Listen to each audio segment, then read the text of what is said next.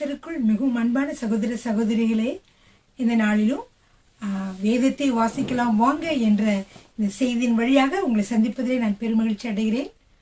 பிரியமானவர்களே, நாம் தொடர்ச்சியாக நாம் ஆதியாகமும் யாத்திரையாகவும் லேவியராகவும் எண்ணாகவும் உபாகமும் யோசுவா அடுத்ததாக நியாயாதிபதிகள் நாம் பார்த்து கொண்டிருக்கிறோம். இந்த வேத புத்தகத்திலே 7வது புத்தகத்தை நாம் இப்பொழுது பார்த்து கொண்டு வருகிறோம். கர்த்தருடைய நாமம் மகிமைப்படுவதாக. ஹல்லேலூயா. இந்த நியாயாதிபதிகள் புத்தகத்தை நாம் பார்க்கிற பொழுது பிரியமானவர்களே, இதிலே நான் சொன்னபடியாக மக்கள் மிகவும் பின்மாற்றம் உடையவர்களாக, தேவனை விசுவாசிக்காத மக்களாக வந்து கொண்டு கர்த்தரை அறியாத ஒரு பரம்பரை வருகிற பொழுது, அதாவது இந்த பரம்பரையிலே கர்த்தரை அறியாத ஜெனரேஷன்ஸ்லாம் வருகிற பொழுது என்ன ஆகுறாங்கன்னா, அவங்க தேவனை அவங்க விசுவாசிக்காமல் யார் யார் அவங்க திருமணம் பண்ணுறாங்க, அவங்க சொந்தக்காரவங்க யார், பக்கத்தில் இருக்கவங்க யார் என்று சொல்லி பார்த்து என்ன செய்கிறாங்க, அந்த கடவுளை வணங்க ஆரம்பிக்கிறார்கள். இப்படி ஆரம்பிக்கிற பொழுது அவர்கள் பலவிதமான காரியங்கள் நடைபெறுகிறது. அது என்ன சார் கர்த்தருக்கு மிகவும் அருவருப்பான காரியங்களாக இருக்கிறது. அதாவது குழந்தைகளை பலியிடுவது, இப்படிப்பட்ட பலவிதமான முறைகளை அவர்கள் வைத்திருந்தார்கள். அதெல்லாம் என்ன செய்யுது, கர்த்தருக்கு மிகவும் அருவருப்பாக இருந்தது பிரியமானவர்கள். எனவே தான் நியாயாதிபதிகள் காலத்திலே நான் பார்க்கிற பொழுது மக்கள் பார்த்தீங்கன்னா என்ன செய்யறாங்க, இஸ்ரவேல் மக்கள் என்ன செய்திருந்தாங்க என்று சொல்லி பார்த்தா, அவர்களே என்ன செய்தார்கள் என்றால் பாகால்களை வணங்கி கொண்டிருந்தார்கள் என்று சொல்லி நான் பார்க்கிறேன். சரிங்க பிரியமானவர்களே, போன நாட்களே நான் நியாயாதிபதிகளில் ஒத்னியல் அவரை சொல்லி பார்த்தோம். அப்புறம் சம்கார் என்கிற ஒருவர் எழும்பினார் என்று சொல்லி பார்த்தோம். அதற்கப்புறமாக தெபோராள் என்கிற ஒரு பெண் நியாயாதிபதி எழுப்பினார் என்று சொல்லி பார்த்தோம். அதற்கப்புறமாக நாம் என்ன பார்த்தோம், கிதியோன் பற்றி நாம் பார்த்து கொண்டு வருகிறோம். இந்த கிதியோனே கதையை தான் இன்றைய நாளில் நாம் பார்க்க போகிறோம். பிரியமானவர்களே, எல்லாரும் நோட்டு புத்தகங்களை எடுத்துக்கொள்ளுங்கள், பேனாவை எடுத்துக்கொள்ளுங்கள். நாம் என்ன செய்வோம், தொடர்ச்சியாகி இந்த ஒரு கதையை நாம் பார்க்க போகிறோம். அதாவது கதை என்று சொல்வதை விட இது ஒரு வரலாறு. இந்த வரலாற்று கதையை நாம் பார்க்க போகிறோம். இது மிகவும் சுவாரஸ்யமான ஒரு கதையாக, சுவாரஸ்யமான ஒரு வரலாறாக இருக்கிறது பிரியமானவர்களே. ஹல்லேலூயா, ஆமென். ஒரு தடவை உங்களுக்கு நினைவூட்டுகிறேன். நியாயாதிபதிகள் 21 அதிகாரங்களை உடையது. சாமுவேல் தீர்க்கதரிசி இந்த புத்தகத்தை எழுதினார். இந்த நியாயாதிபதிகளை 3 பிரிவுகளாக பிரிக்கலாம். முதலாவது பிரிவு என்னவென்றால், யோசுவா மறைந்ததற்கு பின்புள்ள காலம் என்று சொல்லி பார்த்தோம். 1ஆம் அதிகாரத்திலிருந்து 3ஆம் அதிகாரம் 3ஆம் அதிகாரம் 5வது வசனம் வரைக்கும். அடுத்ததாக இஸ்ரவேலினுடைய பின்மாற்றம், அப்புறம் பகைவர்கள் அவர்களை மேற்கொள்ளுதல், அதற்கப்புறம் அவர்கள் கூக்கர்லிட்டு கர்த்தரிடம் கூக்கர்லிடுதல், அதுக்கப்புறம் கர்த்தர் என்ன செய்ய அவர்களை விடுவித்தல். இப்படியாக நாம் நடந்து கொண்டு வருகிறது. இது 3ஆவது அதிகாரம் 5வது வசனம் முதல் பிரியமானவர்களே 16வது அதிகாரம் வரைக்கும் காணப்படுகிறது. இதில் அநேகமாக ஒரு 13 நியாயாதிபதிகள், 12 நியாயாதிபதிகளும் ஒரு அபிமெலேக் என்பவரும் ஆக மொத்தமாக 13 பேர் என்ன செய்யறாங்க, இந்த நியாயாதிபதிகளை காணலாம். அடுத்து 1 சாமுவேலிலும் ஒரு 4 நியாயாதிபதிகளை நாம் பார்க்கலாம் பிரியமானவர்களே. சரிங்க, 3வது பிரிவு என்னவென்றால் இஸ்ரவேலின் அராஜகம். இது 17வது அதிகாரம் முதல் 21 அதிகாரம் வரைக்கும் காணப்படுகிறது. நாம் இப்பொழுது 2வது பெரும் பிரிவாகிய இஸ்ரவேலின் பின்மாற்றம், பகைவர்களால் சிறைப்பிடித்தல், பின்பு விடுதலை என்ற பகுதியை நாம் இருக்கிறோம் இப்பொழுது. சரிங்க பிரியமானவர்கள், இதில் நான் உங்களுக்கு சொல்லியிருந்தேன், அட்டவணை படுத்திக் கொள்ளுங்கள் என்று சொன்னேன். இஸ்ரவேல் மக்களை அடிமைத்தனப்படுத்திய ராஜாக்கள், அடுத்ததாக அடிமைத்தன வருடங்கள், அடுத்து நியாயாதிபதிகளின் பேர், அப்புறம் அவர்கள் அமைதியாக இருந்த வருடங்கள் சொல்லி நம்ம 4தாக நாம் பார்த்தோம். இதில் மெசபத்தோமியா நாட்டினுடைய கூசான் ரிசாதாயும் அரசர் இஸ்ரவேல் மக்களை அடிமைத்தனப்படுத்திய ராஜாக்கள்ல 1. அவங்க 8 வருடம் இஸ்ரவேலை அவர்கள் அடிமைத்தனப்படுத்தி இருந்தார்கள். அதை நியாயாதிபதி ஒத்னியேல் என்ற நியாயாதிபதி என்ன செய்திருந்தார், அதை மீட்டெடுத்து இஸ்ரவேலை பகைவர்களிடம் மீட்டெடுத்தார். அதற்கப்புறமாக அவர்கள் அமைதியாக இருந்த வருடங்கள் 40 வருடங்கள். அதற்கப்புறம் திரும்பவுமாக மக்கள் பின்மாற்றத்திற்குள்ளே போய் கிரகங்களை பலியிட்டு கர்த்தருக்கு பிரியமில்லாத காரியங்களை செய்தார்கள். அதனாலே திரும்பவுமாக அவர்கள் என்ன செய்யப்பட்டார்கள் என்றால், எக்லோன் என்ற ஒரு ராஜாவுக்கு, அதாவது மோவாபின் ராஜாவுக்கு ஒப்புக் கொடுக்கப்பட்டார்கள். அந்த மோவாபின் ராஜா 18 வருடம் அவர்களை கடுமையாக அரசாட்சி செய்தான். அப்போ அதிலிருந்து விடுபட வேண்டும் என்று மக்கள் கதறி அழுது கூக்கரிட்டார்கள். அப்புறம் தேவன் அவர்களை பார்த்து மனஸ்தாபப்பட்டு ஏகூத் என்ற ஒரு ரட்சகரை, அதாவது ஏகூத் என்ற ஒரு நியாயாதிபதி கர்த்தர் என்ன செய்திருந்தார், அவர்களுக்கு எழுப்பி வர பண்ணினார் என்று சொல்லி 3ஆம் அதிகாரத்தில் பார்த்தோம். அவர்கள் அதற்கப்புறமாக அவர்கள் 80 வருடங்கள் அமைதியாக இருந்தார்கள். அப்புறம் சம்ஹார், அதாவது ஆனாத்தின் குமாரன் சம்ஹார் என்றவர் அதுக்கப்புறம் எழும்பினார். அவர் எவ்வளவு வருடம் செய்தார் என்ற அமைதான் இல்லை, மொத்தமே இந்த வருடங்களாக சேர்த்து 80 வருடங்கள் நான் நினைக்கிறேன். இவர்களை இஸ்ரேல் மக்களை அடிமைத்தனப்படுத்திய ராஜா, அந்த 3வது ராஜா யாரா? பெலிஸ்தியர். இந்த பெலிஸ்தியர் என்ன செய்தாங்க? அடிமைப்படுத்தி இருந்தாங்க. அவர்களில் 600 பேருக்கு மேற்பட்டவர்களை என்ன செய்தார் என்றால் சம்ஹார் கொன்று அவர் ஒரு நியாயாதிபதியாக இருந்தார். 3வது நியாயாதிபதி. 4வது நியாயாதிபதி பார்க்கிற பொழுது யார் என்றால் தெபோராள். அவங்க அந்த காலத்துல யார் அவங்களை இஸ்ரவேல் மக்களை அடிமைத்தனப்படுத்திய ராஜாக்கள் நீங்க எழுதுகிற பொழுது 4வது யாபீன் என்னும் கானானிய ராஜா என்று எழுதிக் கொள்ளுங்கள். அவரது சேனாதிபதி சிசேரா என்று சொல்லி எழுதிக் கொள்ளுங்கள். அடுத்ததாக நீங்க பாத்தீங்கன்னா அவங்க எத்தனை வருடம் அடிமைத்தனத்தில் இருந்தார்கள்? 20 வருடங்கள் அடிமைத்தனத்திலே இந்த இஸ்ரவேல் மக்கள் யாபின் மன்னனாலே அடிமைத்தனப்படுத்தப்பட்டு இருந்தார்கள் 20 வருடங்கள். அப்பொழுது தெபோராள் என்கிற ஒரு நியாயாதிபதி எழும்பினாள். அவள் பாராக்கை என்ன செய்தால்? பாராக் என்ற ஒருவரை என்ன செய்தால் என்றால் அவர் ஊக்கப்படுத்தி இந்த மக்களை மீட்டெடுப்பதற்கு சேனாதிபதியாக, அதாவது ஒரு தலைவராக அவள் ஊக்கப்படுத்தி அனுப்பினாள் என்று சொல்லி பார்க்கிறோம். ஆனால் யார் அவள் கொன்றாள் என்றால் யாகில் என்ற பெண் கொன்றாள். சரிங்க பிரியமானவர்களே. அதற்கப்புறமாக 40 வருடங்கள் அமைதியாக தேசம் இருந்தது, இஸ்ரேல் தேசம் இருந்தது. அதற்கு பின்பு திரும்பவுமாக அவர் என்ன செய்தார்கள்? கர்த்தருக்கு பிரியமில்லாத காரியங்களை செய்தார்கள் என்று சொல்லி பார்த்தோம். எனவே மீதியானியர் மக்கள் என்ன செய்தாங்க? இவங்களை இஸ்ரேல் மக்களை சிறைப்பிடித்தார்கள் என்று சொல்லி பார்க்கிறோம். அந்த மன்னர்கள் 2 மன்னர்கள், அது பின்னாடி சொல்றேன். இதுல எத்தனை வருடம் அடிமைத்தனத்தில் இருந்தார்கள் என்றால் 7 வருடங்கள் அடிமைத்தனத்தில் இருந்தார்கள். எழும்பின நியாயாதிபதியின் பேர் என்னது? கிதியோன். அதுக்கப்புறம் அமைதியான வருடங்கள் 40 வருடங்கள். பிரியமானவர்களே, இது ஒரு தடவை உங்களுக்கு ஞாபகப்படுத்தினேன். ஏன்னா முன்னாடி வீடியோக்களை பார்க்காதவங்களுக்காக ஞாபகப்படுத்தினேன்.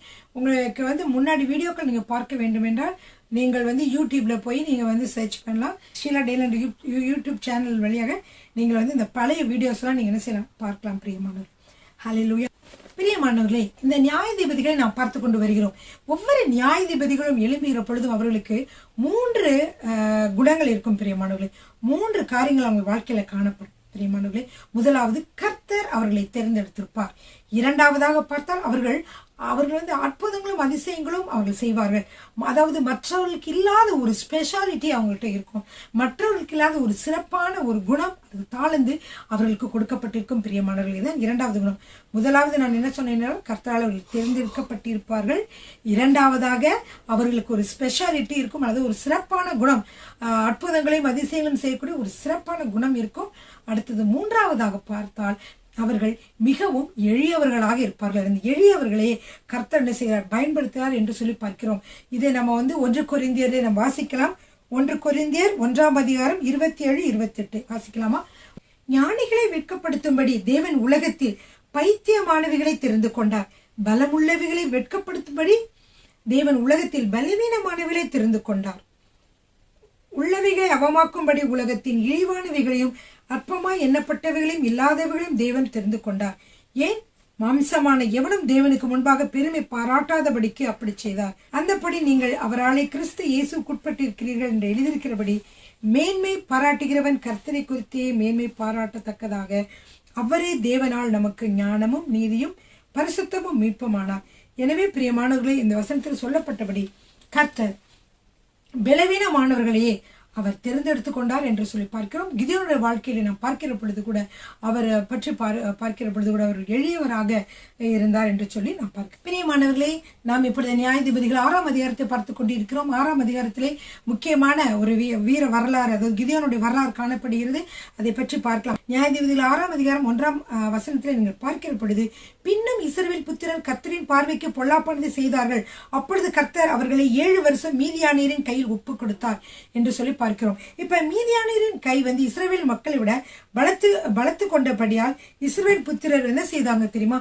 மீதியானியருக்கு பயந்து கெபிகளிலும் மலையில் இருக்கக்கூடிய குகைகளிலும் கெபிகளிலும் ஒளிந்து கொண்டார்கள் என்று சொல்லி பார்க்கிறோம்.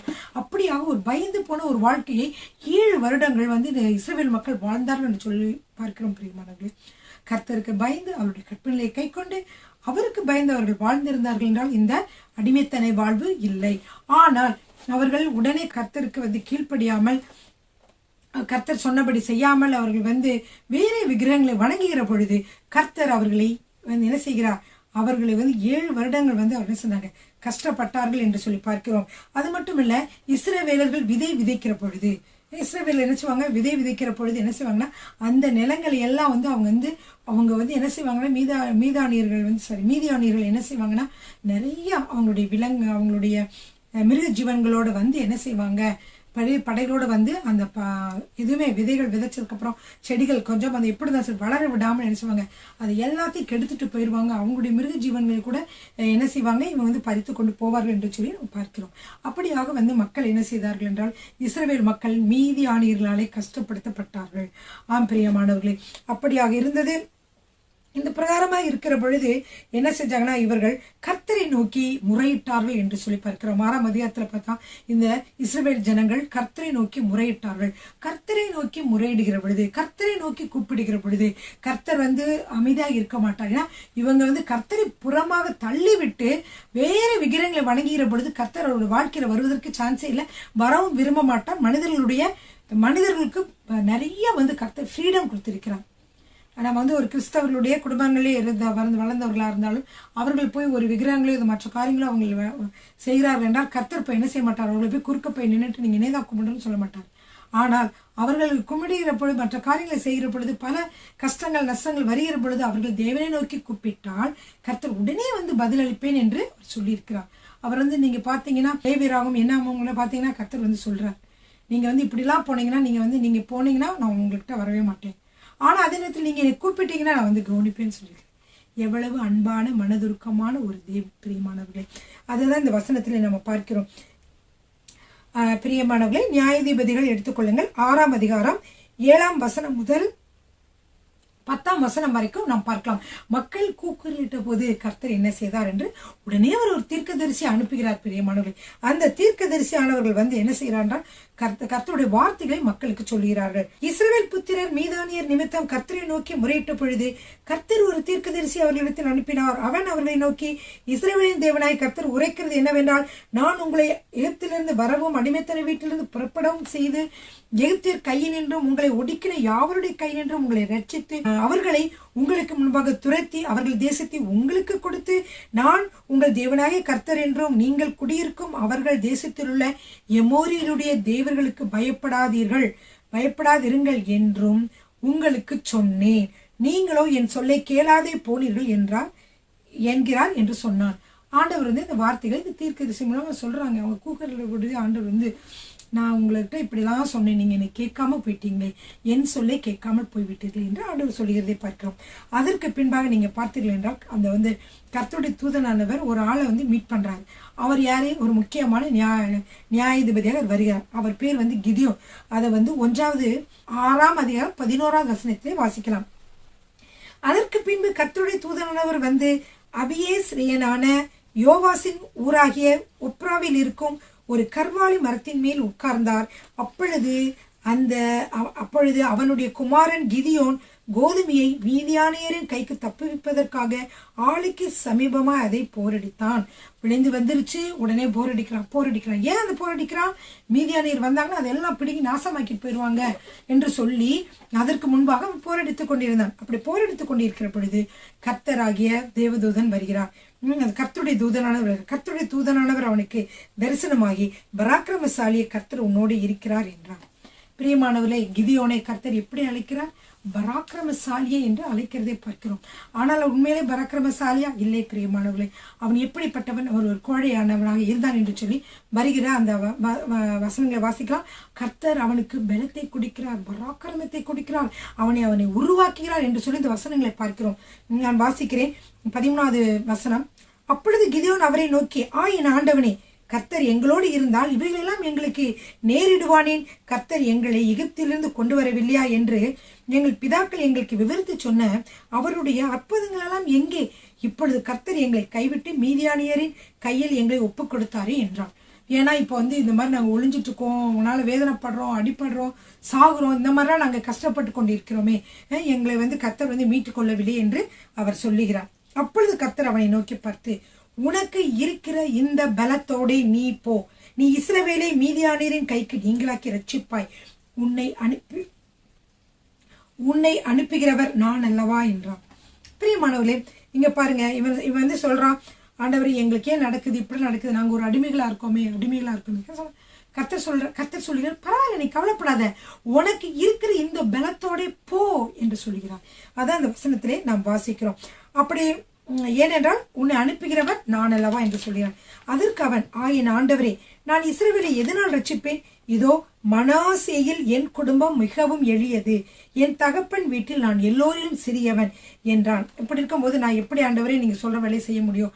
நான் கூட எங்க குடும்பமும் சிறிய குடும்பம், நான் தான் கடைசி குமாரனாக இருக்கிறேன், எப்படி செய்ய முடியும் என்று கேட்கிற பொழுது கர்த்தர் சொல்கிறார், நான் உன்னோட கூட இருப்பேன், ஒரே மனுஷனை முறியடிப்பது போல நீ மீதியானியரை முறியடிப்பாய் என்றார். அப்படி அவன் சொல்றான், அப்படின்னா உங்களுடைய கண்கள் எனக்கு ஒரு தயவு கிடைச்சுன்னா எனக்கு ஒரு அடையாளத்தை காட்டணும்னு கேட்குறான். உடனே ஆண்டவர் என்ன செய்கிறார் என்றால், ஒரு அடையாளத்தை அடையாளத்தை காட்ட வேணும் என்று சொல்லி கேட்கிறார். உடனே கர்த்தர் என்ன செய்கிறார் தெரியுமா? ஒரு அடையாளத்தை காட்டுகிறார். அப்படி எப்படின்னா அவன் சொல்றான், உங்களுக்கு நான் காணிக்க கொண்டுட்டு வரேன், அது வரைக்கும் கொஞ்சம் வெயிட் பண்றீங்களான்னு. ஓகே, நான் வெயிட் பண்றேன், நீ சீக்கிரமா போயிட்டு வா, அது வரைக்கும் நான் போக மாட்டேன்.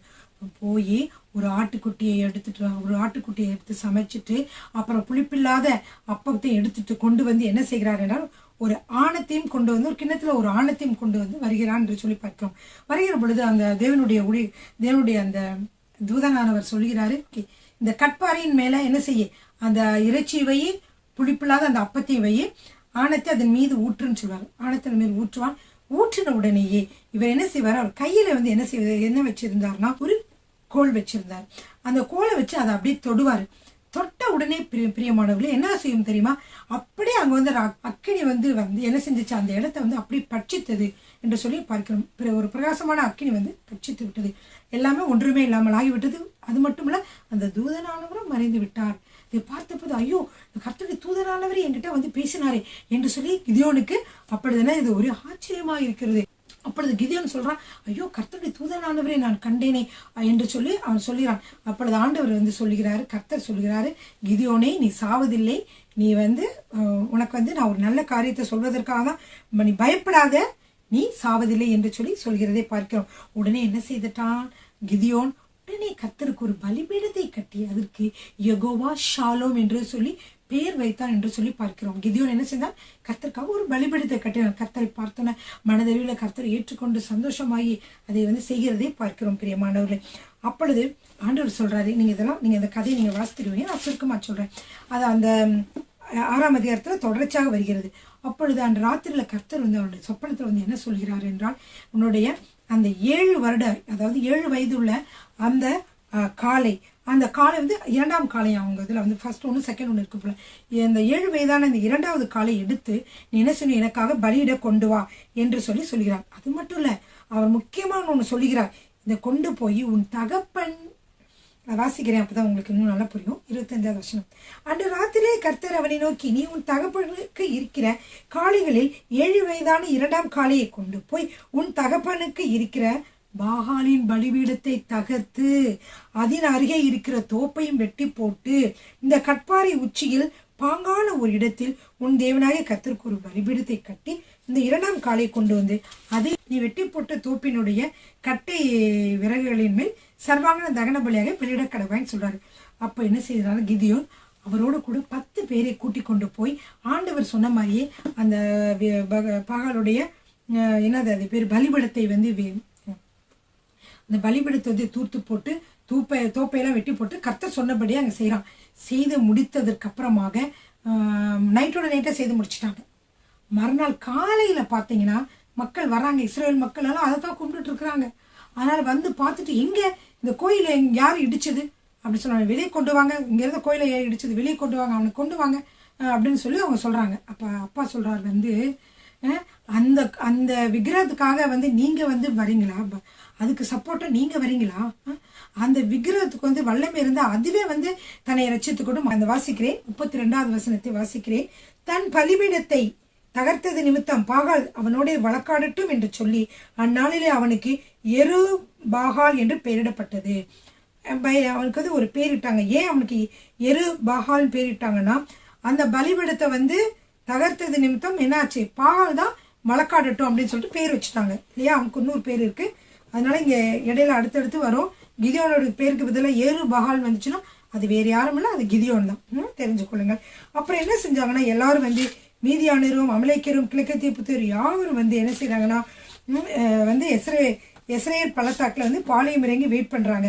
அப்பொழுது கர்த்தருடைய ஆவியானவர் கிதியோன் மேலே இறங்குகிற பொழுது அவர் என்ன செய்யறான்னா எக்காலத்தை ஊதி எல்லாரையும் கூப்பிடுறான். யார் யாரை கூப்பிடுறான்னு பாருங்க. அபியேசியரை கூப்பிடுகிறான், அவங்கள கூட்டிட்டு வர, அவங்களுக்கு பின்னாடி வர்றாங்க. அது மட்டும் இல்ல மனாசே நாடகம் ஸ்தனாதிபதிகள் அனுப்புறான். ஆசே, செபுலோன், நப்தலி இந்த நாடுகளுக்கும் ஆட்கள் அனுப்பி வாங்க நம்ம அடிமைத்தனப்பட்டு கொண்டிருந்தது போதும், நாம் மீதியானரை முறியடிக்கலாம் வாங்க என்று சொல்லி கூப்பிடுகிறார். அப்படி என்ன செய்யறாங்க, அவர்கள் எல்லாரும் வருகிற பொழுது ஆண்டவர்கிட்ட திருப்பி ஒரு அடையாளத்தை கேட்கிறான். எப்போ பார்த்தாலும் அவன் வந்து என்ன செய்யறான், அவிசுவாசம் உள்ளவனா இருக்கிறான் கிதியோன். அவன் திருப்பி ஆண்டவர் கேட்கிறான், ஆண்டவரே நான் உண்மையில நான் போனேன், நீங்க வெற்றி கொடுப்பீங்களா, இல்லை அவங்க என்னை முறியடிச்சிருவாங்க, எனக்கு தெரியலையே, நான் கட்டாயமா நான் போகணும்னா நான் தான் போகணும், என் கையில தான் அந்த இஸ்ரவேலை ஒப்பு கொடுப்பீங்கன்னா நீங்க என்ன செய்யணும், எனக்கு வந்து ஒரு அடையாளம் கொடுங்க. நான் என்ன செய்ய போறேன்னா ஒரு தோல் மயிருள்ள ஒரு தோலை வந்து நான் வந்து கீழே வந்து தரையில போட போறேன். என்ன செய்யணும்னா அந்த தோல் மேல் மாத்திரம் ஈரமா இருக்கணும், சுற்றில் இருக்கிற பூமியெல்லாம் எப்படி இருக்கணும், காய்ந்ததாக இருக்கணும். அப்படி ஒரு அடையாளத்தை நீங்க கொடுங்கன்னு சொல்றாங்க. அப்ப வந்து ஆண்டவர் அதே மாதிரி கொடுத்த உடனே அவன் பாப்பா, ஆமா சுற்றிலும் பூமியெல்லாம் காய்ந்து இருக்கு, இந்த தோல் மட்டும் ஈரமா இருக்கு, அதை எடுத்து அப்படி பிழிஞ்சு பாப்பா தண்ணியா வரும். பரவாயில்ல, கர்த்தர் வந்து அற்புதம் செய்துட்டாரு, ஓகே நான் தான் போய் ரட்சிக்கணும் போல அடையாளத்தை கொடுத்துட்டான்னு சொல்லி நினைச்சான். திரும்பமாக வந்து அவனுக்கு ஒரு சந்தேகம் வச்சு, ஆண்டவர் இன்னும் ஒரே ஒரு தடவை கோச்சிக்காதீங்க, இப்போ வந்து இன்னொரு இதே அடையாளத்தின் ஒரு தடவை இந்த தோலை வச்சு இன்னொரு அடையாளத்தை எனக்கு கொடுங்க அப்படின்னு சொல்லிட்டு சொல்லுவான். நீங்க என்ன செய்வீங்க, ஆண்டவரே நீங்க எல்லா இடமும் ஈரம், இது மட்டும் காஞ்சிருக்கணும், அப்படிப்பட்ட ஒரு அடையாளத்தை எனக்கு காட்டுங்கன்னு சொன்னா அதே மாதிரி நடக்கும். இப்படி நடந்த உடனே இவன் என்ன செய்வானா, சரின்னு சொல்லிட்டு காலையில எழுந்து என்ன செய்யறான். அடுத்த 7வது அதிகாரத்துல பாத்தீங்கன்னா காலையில எந்திரிச்சு என்ன செய்யறான், வந்து போகிறான் என்று சொல்லி பார்க்கிறோம். இப்பொழுது ஒரு விஷயம் நடக்குது. கர்த்தர் வந்து கிதியோனை நோக்கி பார்த்து சொல்லுகிறார், இங்க பாருங்க, இப்ப மீதியானரை விட எப்படி இருக்காங்க இஸ்ரவேல் மக்கள், இப்ப நிறைய பேர் நீங்க கூடி வந்துட்டீங்க. இப்ப இந்த இஸ்ரவேல் வீரர்கள்ல வந்து நீங்க என்ன சொல்றீங்கன்னா, இவ்வளவு பேர் வந்து இந்த போர்ல கலந்துக்கிட்டாங்கன்னா காரியத்தை செய்ய போறது என்னவோ நான் தான் உங்களுக்கு யுத்தம் பண்ணி என்ன செய்ய போறேன், உங்களுக்கு காரியத்தை செய்ய போறேன். ஆனா எல்லாம் இவ்வளவு பேர் வந்தீங்கன்னா எல்லா இஸ்ரவேல் என்ன சொல்லுவாங்க, நாங்க தான், எங்களுடைய கைதான் பலத்தது, எங்களாலதான் அந்த காரியம் நடந்துச்சு என்று சொல்லுவாங்க. அதற்காக என்ன சொல்றேன், நான் கொஞ்சம் பேர் வச்சு கூட உங்களுக்கு நான் ரட்சிப்பை கொடுக்க முடியும், தேவனாய கர்த்தரால வந்து கொடுக்க முடியும். என் கை என்னை ரட்சித்தது என்று இஸ்ரவேல் எனக்கு விரோதமாக வீம்பு பேசுகிறதற்கு இடமாகும். எனவே நீ என்ன சொல்லணும்னா, பயமும் திகிலும் உள்ளவர்கள், போருக்கு விருப்பம் இல்லாதவர்கள் எல்லாரும் நீங்க ஓடி போயிருங்க என்று சொல்ல உடனே 20,000 பேர் என்ன செஞ்சுட்டாங்க, ஓடி போயிட்டாங்க. மிச்சம் வந்து 10,000 பேர் தான் இருந்தாங்க. இந்த 10,000 பேர் கூட பார்த்தார் ஆண்டவர், இவ்வளவு பேர் கூட அதிகம், இவ்வளவு பேர் கூட வேண்டாம், இந்த போராட்டத்திற்கு இந்த போருக்கு இவ்வளவு பேர் கூட அதிகம் என்று சொல்லி அடுத்ததாக என்ன சொல்றாரு, ஆண்டவர் வந்து இன்னொரு காரியத்தை செய்ய சொல்லுவார். என்னன்னா, நீங்க வந்து தண்ணீர் அண்டையில போய் தண்ணீர் அண்டைக்கு கூட்டிட்டு போ, தண்ணீர் அண்டையில நிக்கட்டும், அவர்கள் வந்து கையில தண்ணியை குடிக்கப்படுது, கையினாலே தண்ணியை எடுத்து அதை வந்து அதாவது நாக்கினாலே நக்கி குடிக்கிற, அதாவது நாய் நக்கி குடிக்கிறது போல குடிக்கிற மக்களை தனியாவும், அதாவது முழங்கால் ஊற்றி குடிக்கிறவன் எவனோ அவனையும் நீ வந்து தனியா பிரிக்கணும்னு சொன்னாரு. இந்த மாதிரி கையில அள்ளி குடிச்சவங்க பாத்தீங்கன்னா 300 பேர் தான். இப்போ மற்றவங்க எல்லாத்தையும் ஆண்டு போய் சொல்ற எல்லாரும் அவங்க எடுத்து போயிட்டாங்க. இந்த 300 பேரை வச்சுதான் இந்த போரை வந்து இவர் செய்கிறார் என்பதை சொல்லி நம்ம பார்க்கிறோம். அடையாளம்லாம் கொடுத்து கர்த்தர் செஞ்சுட்டாரு. ஆனாலும் இன்னும் கிதியோனுக்கு என்ன செய்யறதுன்னா ஒரு சந்தேகம் இருக்குது. அப்ப ஆண்டவர் மனதை உணர்ந்துட்டு சொல்றாரு, அந்த பாரு கீழே பள்ளத்தாக்குல இருக்காங்க இந்த சேனைகள், சேனிட்ட போ, அப்படி போக நீ பயப்பட்டேனா நீ என்ன செய்யறான், நீயும் உன்னுடைய நண்பர் பேரு பூரா, அந்த பூராவை நீயும் 2 பேர் மட்டும் சேர்ந்து என்ன செய்யுங்க, போகிற பொழுது உங்களுக்கு தெரியும்னு. அப்ப அவங்க போகிற பொழுது ஒரு அடையாளத்தை உங்களுக்கு காட்டுவேன்னு சொன்னார். போகிற பொழுது அங்க என்ன செய்யறாங்கன்னா காவலாளிகள், அதாவது அந்த சேனைகள்லாம் தங்கி இருக்கிறார்கள். எல்லாரும் ஒட்டகங்களோடையும் பல திரளான மக்கள், லட்சக்கணக்கான மக்கள் அங்க தங்கியிருக்காங்க. அதுல முன்னாடி வந்து 2 பேர் காவல் காத்து கொண்டிருக்கிறார்கள். அந்த காவல் காத்து கொண்டிருக்கிற மக்கள் வந்து பேசுகிறத அவங்க கிட்ட போகும்போது அவங்க 2 பேரும் பேசிக்கிறாங்க. என்ன பேசிக்கிறாங்கன்னா, நேற்று நான் ஒரு கனவு கண்டேன் என்று சொல்கிறான். அதை வந்து நான் வாசிக்கிறேன். வேதத்துல வாசிக்கிற பொழுது இன்னும் உங்களுக்கு சுலபமாகவும் புரியும், சீக்கிரமாகவும் நீங்க நான் சொல்லிவிடலாம். 7ஆம் அதிகாரம் 13-14 வசனங்கள். கிதியோன் வந்த போது ஒருவன் மற்றொருவனுக்கு ஒரு சொப்பனத்தை சொன்னான். அதாவது, இதோ ஒரு சொப்பனத்தை கண்டேன், சுட்டிருந்த ஒரு வாட்கோதுமை அப்பம் மீதியானரின் பாளையத்தில் உருண்டு வந்தது. அது கூடாரம் மட்டும் வந்தபோது அதை விழத்தள்ளி கவிழ்த்து போட்டது, கூடாரம் விழுந்து கிடந்தது என்றான். அதாவது என்ன சொல்றான்னா, ஒரு கனவு கண்டேன், அதுல வந்து ஒரு மீதியானியரின் பாளையம் இருக்குது இல்லையா, அதாவது போரிடக்கூடிய மக்கள் எல்லாம் ஒரு சேனையாக வந்து இருக்கிற இடம் தான் பாளையம். அந்த பாளையம் வந்து பாளையத்துக்கிட்ட என்ன வருதுன்னா ஒரு வாட்கோதுமை அப்பம், ஒரு வாட்கோதுமை அப்பம், அதாவது சுட்ட அப்பமா. இந்த சுட்ட அப்பம், சுட்டி இருந்த ஒரு வாட்கோதுமை அப்பம் வந்து அந்த மீதியானியரினுடைய பாளையத்து பக்கம் உருண்டு வந்தது. அது கூடாரத்து மேல விழுந்தது. அந்த கூடாரத்தை என்ன செஞ்சது, அப்படியே தகர்த்து போட்டது என்று சொல்லி கிணறு சொல்றான். அப்ப இன்னொருத்த சொல்றான், அப்பா நீ சொல்றதை பார்த்தா அந்த வாட்கோதுமை அப்பம்ன்றது வந்து கிதியோன் தான் நினைக்கிறது, கிதியோனை தான் காட்டுது. கிதியோன் என்ன செய்ய போகிறான் என்றால் அவன் தான் வந்து இஸ்ரவேலை ரட்சிக்க போகிறவனா இருப்பான் என்று நான் நினைக்கிறேன்னு சொன்னான். இப்பொழுது இவங்க 2 பேரும் பேசிக்கொண்டதை கேட்ட உடனே எப்படி ஆயிடுச்சு, இவனுக்கும் இப்போ ஒரு இன்னும் ஹோப் வந்துச்சு. கிதியோனுக்கு இப்போ இன்னும் நம்பிக்கை வந்துருச்சு. ஆண்டவர் நம்பிக்கை இல்லாமல் இருந்தான், பரவாயில்ல, இவங்க சொன்னதை கேட்டு இன்னும் உற்சாகமாயிருச்சு. உடனே அவன் என்ன செய்தான் என்றால் 300 பேரை கூட்டிக் கொண்டு சென்றான். 3 குழுவாக பிரித்தான். 100 100 100 என்று பிரித்தான். ஒவ்வொருத்தையும் சொன்னான், ஒரு கையில எக்காலத்தையும் ஒரு வெறும் பானையும் அந்த பானைக்குள்ள ஒரு தீவட்டியும் எடுத்துக்கொள்ளுங்க என்று சொன்னான். நான் என்ன சொல்லுகிறேனோ அப்பொழுது நான் சொல்லுகிறபடி நீங்க செய்யுங்க என்று சொன்னான். அப்பொழுது என்ன செய்தான் என்றால், நான் வந்து எக்காலம் ஊதுகிற பொழுது என்ன சொல்லணும் அதே மாதிரி சொல்லுங்க.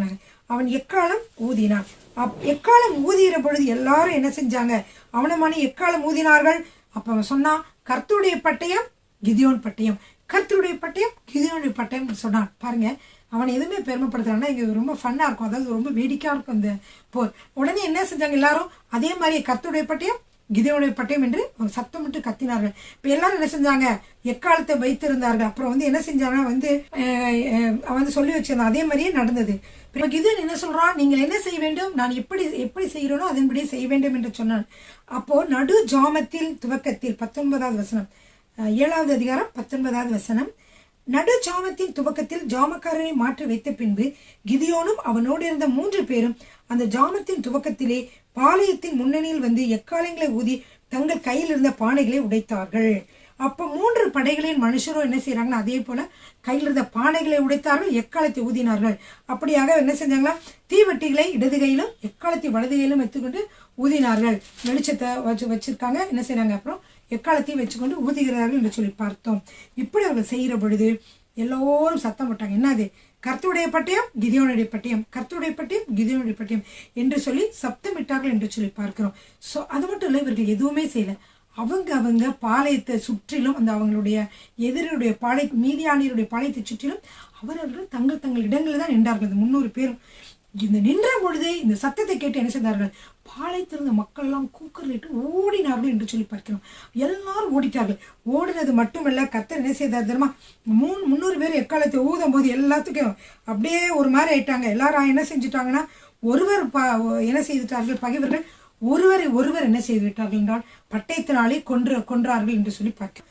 பாருங்க, கர்த்தர் பாளையமெங்கும் ஒருவர் பட்டயத்தை ஒருவருக்கு விரோதமாய் ஓங்க பண்ணினார். சேரோத்தில் உள்ள பெத்சா மட்டும் தாபாத்திற்கு சமீபமான ஆபேல் மேய்கோலாவின் எல்லை மட்டும் ஓடி போயிற்று. இந்த சேனை அப்படியே ஓடி தலைதெறிக்க ஓடி போயிட்டாங்க என்று சொல்லி பார்க்கிறோம் பிரியமானவர்களே. அப்படியே மீதியானரை பிடிக்க நப்தலி மக்கள், ஆசேர் மக்கள், மனசே மக்கள் எல்லாரும் சேர்ந்து அவருடைய பின் தொடர்ந்து ஓடினார்கள் என்று சொல்லி பார்க்கிறோம் பிரியமானவர்களே.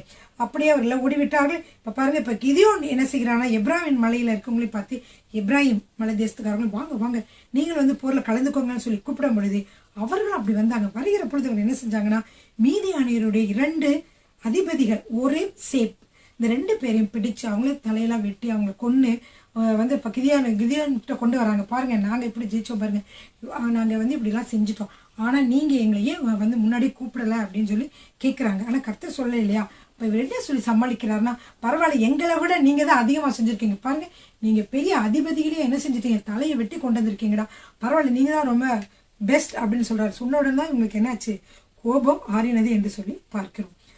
சரி, இதுக்கப்புறமாக என்ன செய்யறாங்க வந்து 2 ராஜாக்களையும் கொள்கிறார் என்று சொல்லி பார்க்கிறோம். இன்று இன்னும் வந்து கிதியோன் வந்து பல காரியங்களை அற்புதங்கள் செய்திருக்கார். அதை வந்து நம்ம வருகிற வீடியோவில் அதை பற்றி நாம் பார்க்கலாம். கர்த்தருடைய நாமம் மகிமைப்படுவதாக. ஹல்லேலூயா, ஆமென்.